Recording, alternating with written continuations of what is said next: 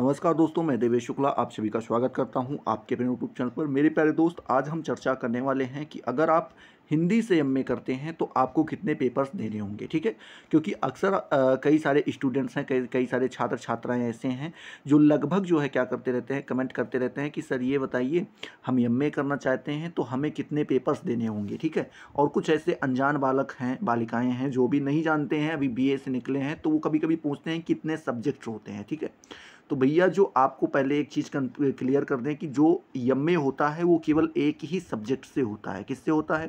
केवल एक सब्जेक्ट से होता है।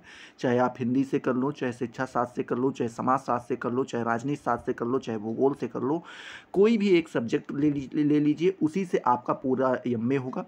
अब बात करते हैं जो आपका पेपर होता है, जैसे मान लीजिए आपने यहाँ पर उठा लिया, हिंदी ही ले लेते हैं, क्या ले लिया, हिंदी पेपर आपने ले लिया, हिंदी सब्जेक्ट आपने चूज़ किया कि हम हिंदी से क्या करेंगे, एमए करेंगे। ध्यान दीजिएगा, जिस सब्जेक्ट से आप एमए करेंगे वही सब्जेक्ट से आप एमए कर सकते हैं जो आपके लास्ट ईयर में, बीए जब आपने कंप्लीट किया था तो आपका जो लास्ट ईयर था, अब तो सेमेस्टर वाइज हो गया, तो लास्ट सेमेस्टर में आप मान के चलिए कि जो सब्जेक्ट से उन्हीं में से किसी से आप एमए कर सकते हैं। ठीक है, तो मान लीजिए आपने हिंदी को चूज़ किया, तो अब हिंदी के कितने पेपर होंगे इसके ऊपर हम चर्चा करने वाले हैं। कहीं कहीं पे पता चलता है कि भैया 4 पेपर होते हैं और कहीं कहीं पे पता चलता है 5 पेपर होते हैं। कुछ लोग कहते हैं कि सर ये बताइए केवल 4 नंबर पेपर ही ऑप्शनल होता है या 5 नंबर पेपर भी ऑप्शनल होता है या 3 नंबर पेपर भी ऑप्शनल होता है, क्योंकि 2 तो आपके फिक्स हैं, फर्स्ट और सेकंड जो होता है वो कंपलसरी होता है, वो सबको लेना ही लेना होता है। ठीक है, वो क्या होता है, कंपलसरी होता है, वो सबको लेना होता है। लेकिन कहीं कहीं कई सारी यूनिवर्सिटीज़ ऐसी हैं जहाँ पे तीसरा नंबर पेपर में 2 पेपर दे दिए जाते हैं, आप ये वाला ले लीजिए फला नंबर पेपर या फिर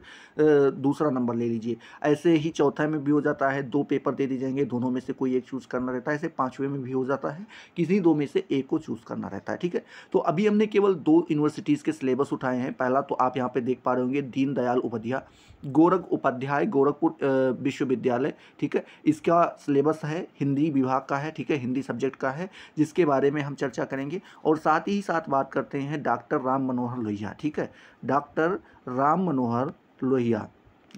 मनोहर लोहिया अवध यूनिवर्सिटी जो है, इसके ऊपर ही हम क्या करने वाले हैं, चर्चा करने वाले हैं। 2 सिलेबस आपको दिखाएंगे, दोनों में बताएंगे कि देखिए कितने पेपर हो रहे हैं और कौन कौन से आपके ऑप्शनल हो जाते हैं।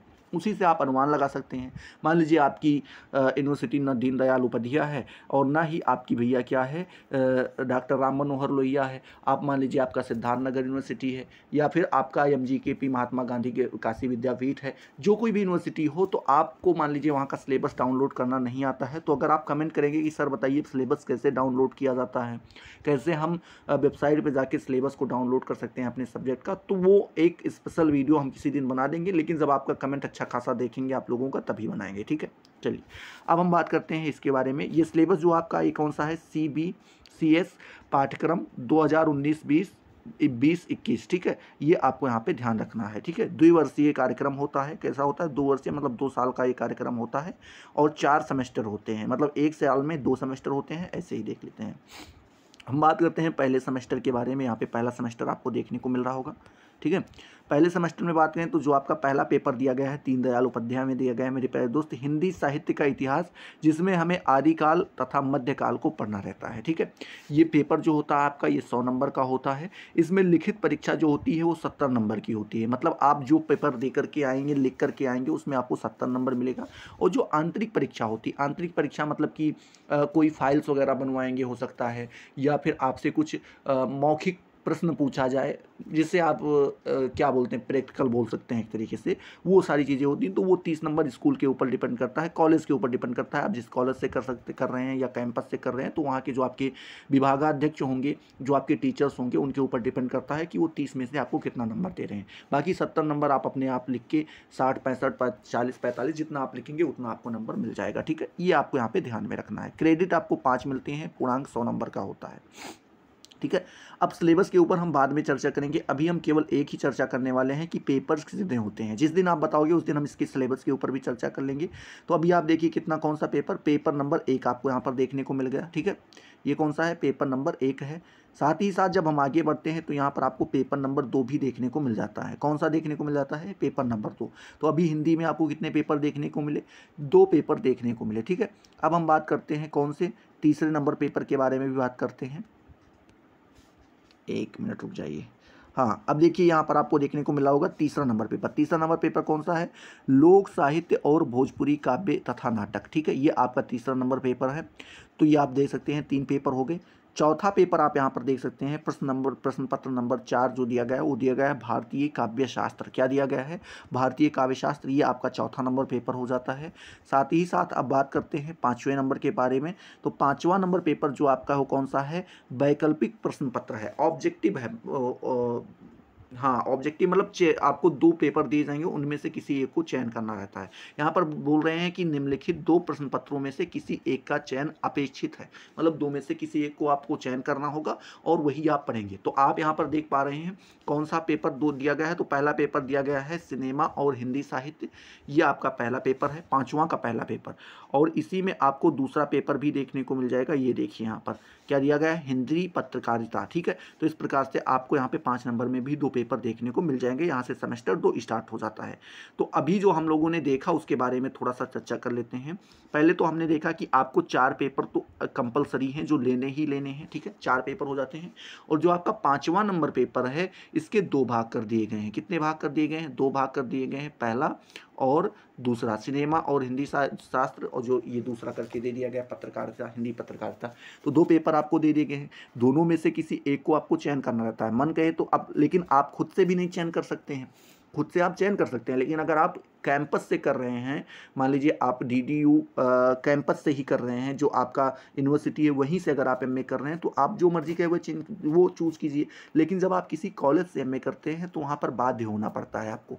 वहाँ के जो टीचर्स होते हैं वो बताते हैं कि आपको कौन सा चयन करना है, कौन सा नहीं चयन करना है। और अगर आप मान लीजिए उनके मन का करते हैं अच्छी है, नहीं करते हैं तो वो थोड़ा अलग टाइप से, चूँकि उनको व्यवस्था अलग से करनी पड़ जाती है 1-2 छात्रों के लिए, तो वो बताते हैं कि तो आपको कौन सा वहाँ पर चूज़ करना है।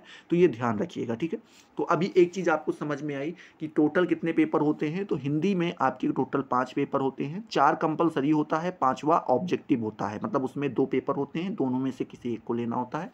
ये DDU यूनिवर्सिटी का है। ठीक है, दीनदयाल उपाध्याय गोरखपुर यूनिवर्सिटी का है।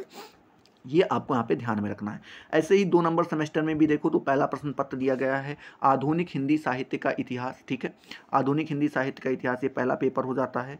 अब देखिए यहाँ पे इकाई में भी दिया गया है, जब कभी हम इसके सिलेबस के ऊपर चर्चा करेंगे तो हर एक इकाई के ऊपर भी चर्चा करेंगे। दूसरा पेपर दिया गया है आधुनिक हिंदी काव्य, जिसमें हम भारतेंदु युग से छायावाद युग तक के बारे में बात करते हैं। ठीक है, ये आपका दूसरा पेपर हो जाता है। ऐसे ही जब हम बात करते हैं तीसरे नंबर प्रश्न के बारे में, तो तीसरा नंबर प्रश्न पत्र जो है वो आपका है हिंदी कहानी। कौन सा है? हिंदी कहानी, ये आपका तीसरा नंबर प्रश्न पत्र हो जाता है। चौथे नंबर प्रश्न पत्र के बारे में हम बात करते हैं, तो चौथा नंबर प्रश्न पत्र आपको देखने को मिल रहा होगा, यहाँ पर देख पा रहे होंगे, थोड़ा सा चेंज कर दिए हैं, पलट दिए हैं, ये देख पा रहे होंगे पाश्चात्य काव्य शास्त्र, ये आपके चौथे नंबर पेपर का नाम हो जाता है। और साथ ही साथ फिर जब 5वां नंबर पेपर आता है, फिर देखिए 5वां नंबर पेपर का कैसा हो गया? वैकल्पिक हो गया, मतलब इसमें भी 2 प्रश्न पत्र दे दिए गए हैं, दोनों में से किसी एक को चयन करना रहता है। पहला प्रश्न जो दिया गया है वो दिया गया है दलित विमर्श और हिंदी साहित्य, ये आपका पहला हो जाता है 5वें का। और इसी पे आपको दूसरा भी देखने को मिल जाएगा। दूसरा आपका यहाँ पर दिया गया है, क्या दिया गया है? 5वां नंबर का दूसरा जो पेपर दिया गया है वो दिया गया है स्त्री विमर्श और हिंदी साहित्य। तो इस प्रकार से आपके 5 के भी यहाँ पर 2 देखने को मिल जाते हैं। तो यहाँ पर आपको हमने 2 सेमेस्टर दिखा दिया है।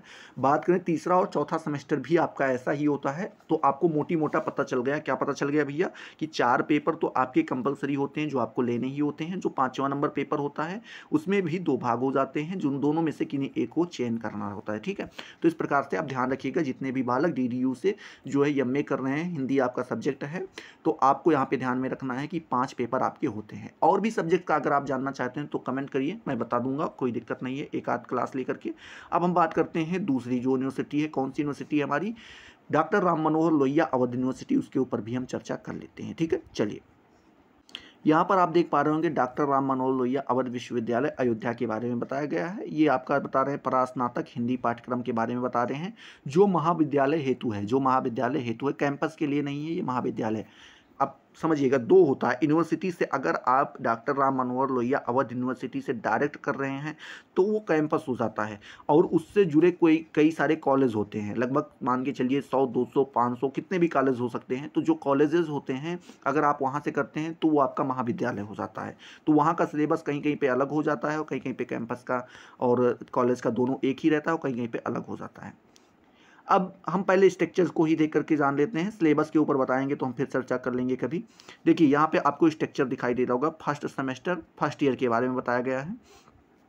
देखिए पहला पेपर आपका दिया गया है, कौन सा दिया गया है, हिंदी साहित्य का इतिहास आदिकाल से रीतिकाल तक, ये आपका पहला पेपर हो जाता है, जिसमें 25 नंबर आपको कहाँ से मिलते हैं, ये आपको स्कूल से मिलेंगे, और 75 नंबर जो है आपके लिखित के होंगे। ठीक है, तो इस प्रकार से आप ध्यान रखिएगा।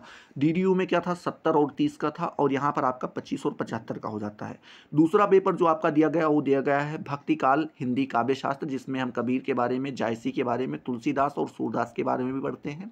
इसमें भी 25 नंबर आपको स्कूल से मिल जाते हैं, कॉलेज से मिल जाते हैं, और 75 नंबर आपको लिखने को होते हैं।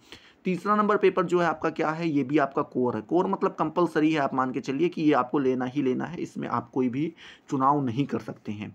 तो इसमें इसका जो नाम है वो दिया गया है भारतीय काव्य शास्त्र एवं प्रमुख सिद्धांत। इसमें भी आपको 25 नंबर कॉलेज से मिल जाते हैं, और 75 नंबर आपको लिखित मिलते हैं। ये आपको यहाँ पे ध्यान में रखना है। अभी आपके 3 पेपर तो कौन से थे, कोर थे। लेकिन अब हम बात करते हैं जो चौथा पेपर है वो आपका इलेक्टिव है। क्या है, इलेक्टिव है। देखिए first elective and second elective, इसमें 2 पेपर दिए गए हैं। पहला जो चौथा है यहाँ पे देखिए, चौथे में 2 पेपर दिया गया है। चौथे का जो पहला पेपर वो बताया गया है आधुनिक हिंदी कथा साहित्य, दूसरा बताया गया है आधुनिक हिंदी के विविध गद्य रूप। ठीक है, तो इन दोनों में से किन्हीं एक को चूज करना रहता है। तो अगर आप कॉलेज से कर रहे होंगे, महाविद्यालय से कर रहे होंगे, तो महाविद्यालय वाले बता देंगे कि आपको कौन सा चूज करना है। नहीं तो कैंपस से भी आपको सजेशन एक दिया जाता है, मन कहे तो आप लीजिए, मन कहे तो ना लीजिए, कोई दिक्कत नहीं होता। वैसे यहाँ पे आप देख पा रहे होंगे 5 नंबर जो आपका पेपर है, 5 नंबर पेपर में भी आपको चयन करना होता है। जैसे 5 नंबर का जो पहला पेपर दिया गया वो बताया गया है स्वयं की यात्रावृत्त। ठीक है, उसके बाद रिपोर्टाज, उसके बाद बताते हैं किसी लेखक के साथ साक्षात्कार अथवा स्मरण आदि पर न्यूनतम 8000 शब्दों का लेख, ये आपको होता है, लिखना होता है। ऐसे ही बताते हैं 5वें का जो दूसरा बताया गया है वो बताते हैं परियोजना प्रस्तुति आदिकाल से मध्यकाल के किसी कवि लेखक या रचनाकार से संबंधित। ध्यान दीजिएगा 4 पेपर तो आपको पेपर देने ही होंगे, और जो ये आपका 5वां नंबर पेपर हो जाता है, इसमें आपको फाइल्स तैयार करनी होती हैं, जो यहाँ पर बताया गया है। तो आपको कोई भी फाइल एक तैयार करना होगा जो आपको कॉलेज में आपके महाविद्यालय में जमा होता है। तो यहाँ पर आप देख पा रहे होंगे, वहाँ पर क्या हुआ था, वहाँ पर भी आपके चौथा और 5वां इलेक्टिव था। यहाँ पर भी वहाँ पर केवल 5वां, डीडीयू में केवल 5वां इलेक्टिव था, और जो आपका डॉक्टर राम मनोहर लोहिया इसमें चौथा और 5वां दोनों इलेक्टिव हो जाते हैं। ठीक है, तो यहाँ से इस तरीके से आप देख सकते हैं। ऐसे ही आप यहाँ पर भी देखेंगे सेकंड सेमेस्टर में भी, तो वही एक देखिए ये फर्स्ट पेपर भी आपका कोर है, सेकेंड भी, तीसरा, तीनों भी आपके कोर हैं। चौथा जो आपके क्या है, ये आपके इलेक्टिव है, और 5वां जो है ये भी आपका इलेक्टिव है। तो इस प्रकार से आप यहाँ पर देख सकते हैं। ठीक है, तो आई होप ये सारी चीज़ें आपको यहाँ पर क्लियर हो गई होंगी। अगर क्लियर हुई मेरे प्यारे दोस्त तो फटाफट वीडियो को लाइक करो। अगर आपको और भी कोई कन्फ्यूज़न आ रही है तो आप उसके बारे में कमेंट करो, मैं जल्दी से जल्दी आपका वीडियो लेकर के आऊँगा जो जिसमें आपके कन्फ्यूजन्स को दूर करूँगा। ठीक है, और आपकी क्लासेस लगभग कल से मान के चलिए आपकी स्टार्ट हो जाएंगी, और सेकेंड सेमेस्टर और 4th सेमेस्टर का जिनका पेपर होने वाला है वो बालक चिंता ना करें, 4th सेमेस्टर की भी क्लासेस 1 से 2 दिन में स्टार्ट कर दी जाएंगी। ठीक है, तो आई होप सारी चीज़ें आपको क्लियर हुई होंगी। अगर क्लियर हुई तो फटाफट वीडियो को लाइक करो, अपने दोस्तों के साथ शेयर करो। अभी तक अगर आपने चैनल को सब्सक्राइब नहीं किया तो सब्सक्राइब करके बेल वाले आइकन को जरूर प्रेस कर दो, जिससे आपको सारी नोटिफिकेशन मिलती रहें और आप उनसे लगातार लाभान्वित होते रहें। तो चलिए अगले वीडियो में मिलते हैं नए जोश नए टॉपिक के साथ। तब तक के लिए जय हिंद, जय भारत।